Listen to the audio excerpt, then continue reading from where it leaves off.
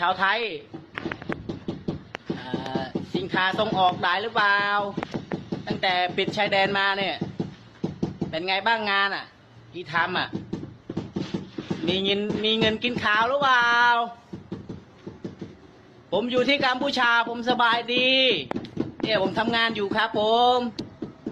หาเงินกินข้าวธรรมดาเห็นเปล่า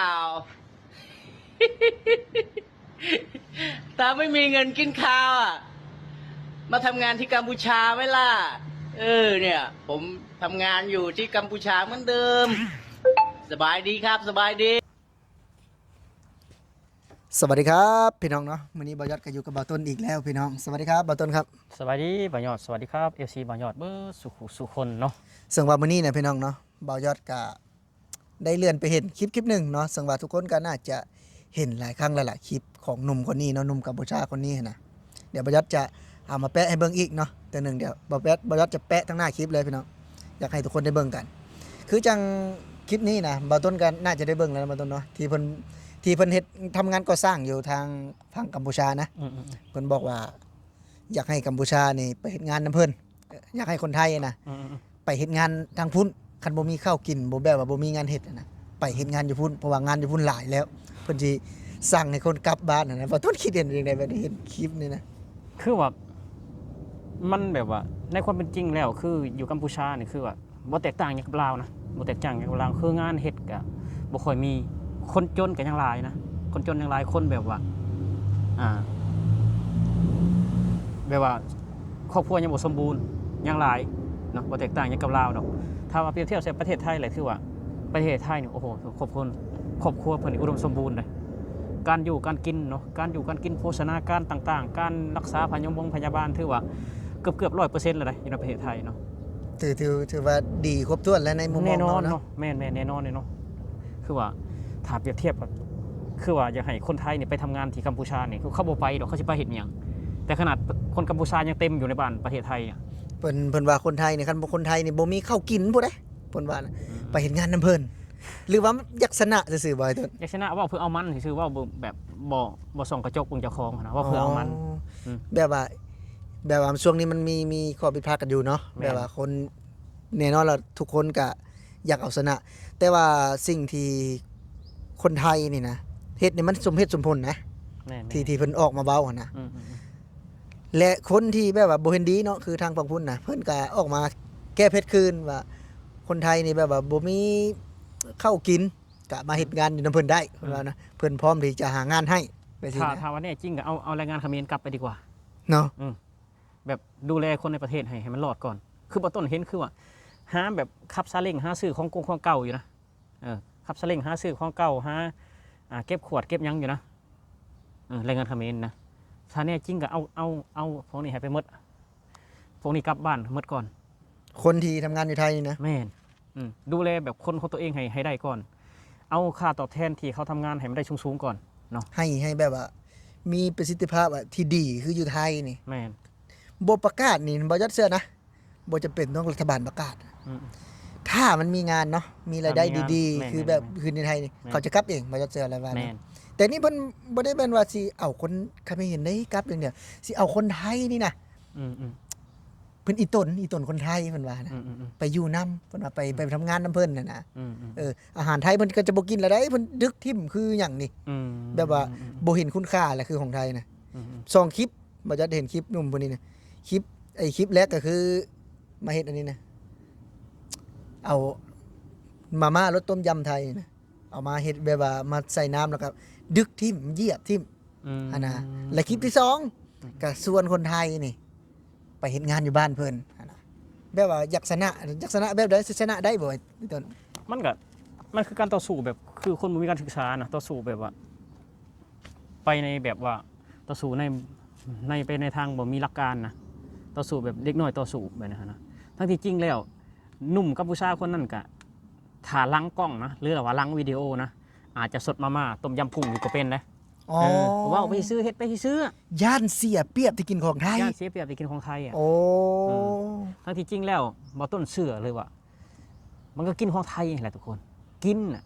แต่ว่าอยู่ในหน้ากล้องเฮ็ดเพื่อชนะนะเฮ็ดเพื่ออยากชนะคนอื่นแต่บ่กินนี่แบรนด์สินค้าไทยมาม่ามันยังก็บ่กินของไทยอ่ะ แล้ว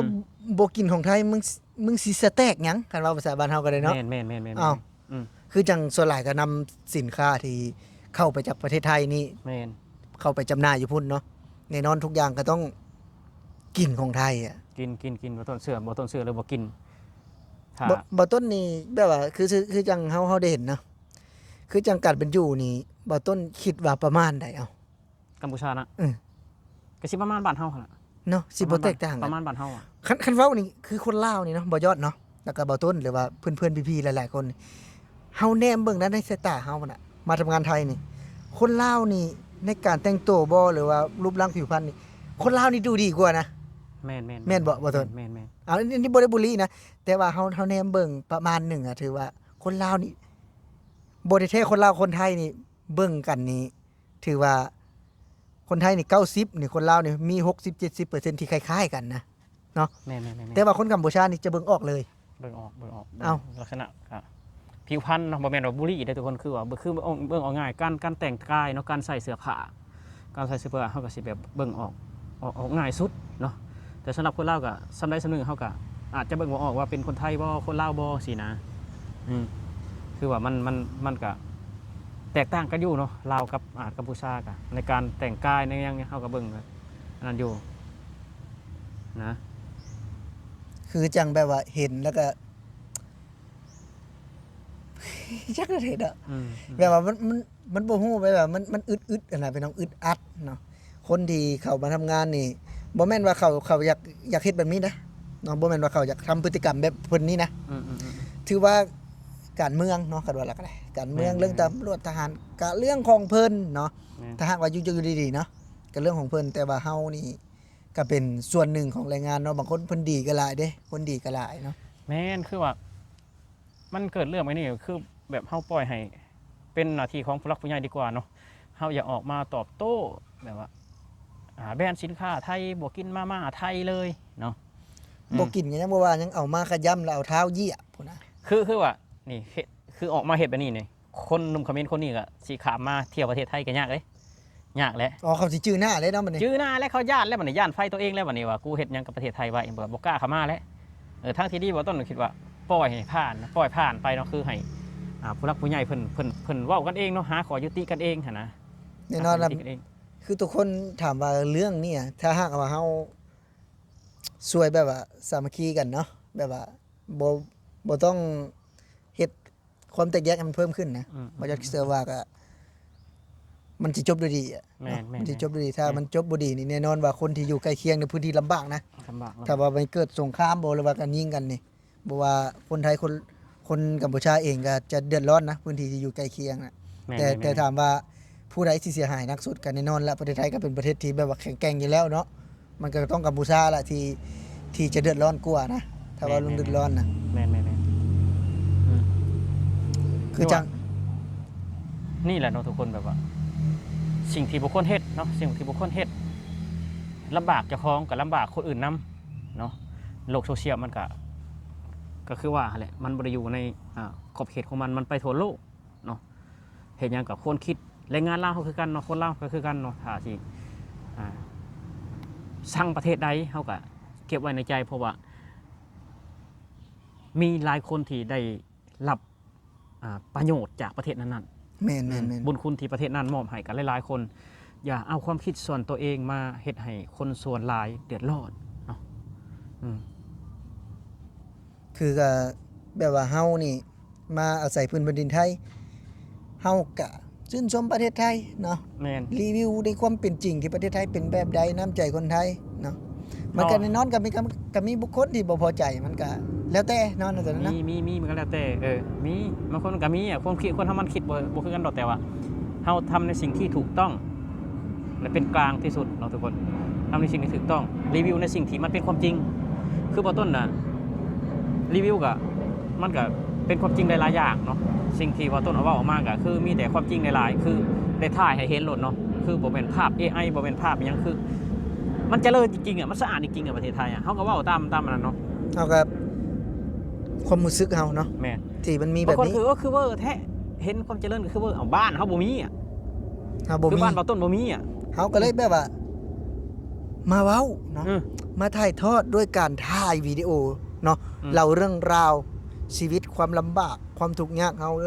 เฮาเคยอยู่ในพุนดินแดงสมมุติว่ามาเห็นถนนเนาะเฮามาเห็นถนนดีๆถนนสวยงามเฮากะรีวิว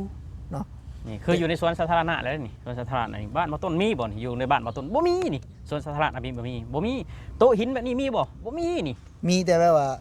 คนมีเงินสิซื้อนี่เนาะ คนมีเงินก็เขาซื้ออยู่เฮือนเขาบ่ได้ซื้อไว้อยู่ในสวนสาธารณะ อันนั้นแหละจังว่าซื้อเขากินเบียร์อยู่เฮือนเขาเนาะ บ่แม่นเขาซื้อแบบเพื่อส่วนรวมแบบนี้เนาะอันนี้คือมีศาลามีหยังนี่มีโต๊ะไม้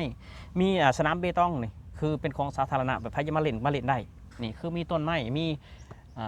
กล้องวงจรปิดมีไฟส่องสว่างยามกลางคืนทุกคนเนาะนี่แหละคือเป็นสิ่งที่ความจริงบ้านเฮาบ่มีบ่ต้นก็เลยแบบว่าอยากถ่ายทอดให้คนอื่นได้เห็นว่าบ้านเพิ่นเป็นแบบนี้เด้บ้านเฮายังบ่มีเนาะบ่แม่นว่าเฮาสิเวอร์เด้เพราะว่าบ้านเฮามันบ่มีอีหลีอ่ะเอ้าอยู่บ้านได้มีคอมเมนต์ในอยู่ประเทศลาวบ้านได้มีนี่ถามนี่นี่อยู่ อยู่บ้านเนาะอยู่แบบว่าบ่แม่นว่าอยู่เฮือนได้เพียงใด อยู่หมู่บ้าน อยู่หมู่บ้าน อยู่หมู่บ้านแล้วเอามา เนาะ ตั้งให้ฟรีแบบ อยู่ นี้ บ้านได้มีแบบนี้เอามาคอมเมนต์มาว่าต้นสิพาไปเบิ่งว่าต้นสิไปเบิ่งนี่มีบ่ และกันแบบนี้ก็บ่ได้รวมวัดได้เป็นได อืม ไม่ต้องเอาอยู่วัดมารวมนะ ก็เป็นของสาธารณะนี่นะบ่ได้ร่วมวัดบ่ได้ร่วมวัด คือเป็นสวนสาธารณะในหมู่บ้านนะหรือว่าชุมชนนี้มีสวนสาธารณะ แล้วก็มีโต๊ะหินอ่อน มีไฟส่องสว่างอืม มีกล้องวงจรปิด เออ บ่มี บ่ต้นเชื่อเลยว่าบ่มีอ่ะ นี่คันมีแต่ในวัดเลยนี่นะ มีแต่ในวัด มีแต่ในวัด อืม เอาที่เฮาเห็นที่แบบว่า เป็นของส่วนรวมนะ แม่น มีแต่ในวัดถ้าหากว่าปกตินี่จะบ่ได้เห็นดอกแบบนี้นะ บ่เห็นบ่มี เอาถึงสุดท้ายนี้บ่ต้นอยากฝากอย่างถึงแรงงานกัมพูชากลับมาถึงแรงงานกัมพูชา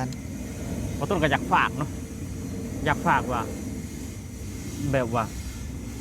อย่าเฮ็ดแบบว่านิสัยเด็กน้อยเลยเนาะคือว่าเหยียบมาม่าไทยเหยียบมาม่าไทยเจ้าของเหยียบอยู่แต่ว่าหลายๆคนอยู่ในกัมพูชากินมาม่าไทยอย่าเฮ็ดให้คนอื่นกินแบบว่าเศษตีนของเจ้าของเลยเนาะแบบว่าเจ้าของบ่กินกะบ่เป็นหยังเนาะคือมีคนอื่นมีอีกหลายพันคนแสนคนที่มักมาม่าไทยแม้กระทั่งพระสงฆ์องค์ข้าเจ้าเพิ่นก็กินนะมาม่า อันนี้ว่าเจ้าบ่มักเนาะ เจ้าบ่มากกับมันก็แค่แบบว่าเฮาคือเอาบ่มากเฮาก็แค่บ่กินนะทุกคน บ่ต้องแบบว่าเฮ็ดให้ผู้อื่น คือบ่ต้นบ่คนมักของเวียดนี่แหละบ่ต้นบ่มักของเวียดนี่แหละคือบ่ต้นบ่ได้แบบเอาของเวียดมาแบบทำลายแบบเสียหายนะคือบ่ต้นบ่ซื้อกินอ่ะของเวียดนะคือบ่มักก็คือบ่ซื้อกินแค่นั้น แค่บ่กินเนาะ คือบ่กิน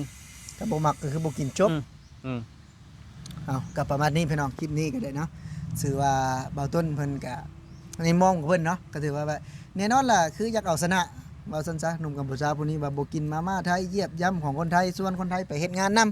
ำมันก็เป็นเรื่องราวที่ขัดแย้งกันพอสมควรพี่น้องคนกัมพูชาเนาะอยู่แต่พี่สิส่วนเมื่ออย่าไปส่วนคนไทยเนาะส่วนของกัมพูชาหาเมื่อดีกว่า แม่น คันถ้ามีงานก็ส่วนเพิ่นไปเฮ็ด คนไทยเนี่ยเขาอยู่ดีกินดีอยู่แล้วเขามีเงินเดือนรายอยู่แล้วชีวิตการไปอยู่เพิ่นดีอยู่แล้วคนไทยเนี่ยคนดีอยู่แล้วถ้าว่าเปรียบเทียบเบิ่งพม่าลาวกัมพูชานี่ไทยนี่คือกัมพูชานี่คือไทยนี่คือว่าการเป็นอยู่นี่ดีที่สุดทุกคนการเป็นอยู่ชีวิตของเพิ่นน่ะมันดีอยู่แล้วเนาะอย่าเอาบ้านเฮามาเปรียบเทียบใส่เพิ่นเลย อย่าเอาบ้านเฮามาเปรียบเทียบใส่ประเทศไทยเลยเนาะคือว่ามันห่างกันหลายทุกคนมันห่างกันหลายคลิปนี้ก็ประมาณนี้พี่น้องเนาะก็ถือว่าเบาต้นกับเบายอดพี่น้องก็สิขอลาพี่น้องไปก่อนเพียงสักนี้เนาะสวัสดีครับ ครับผม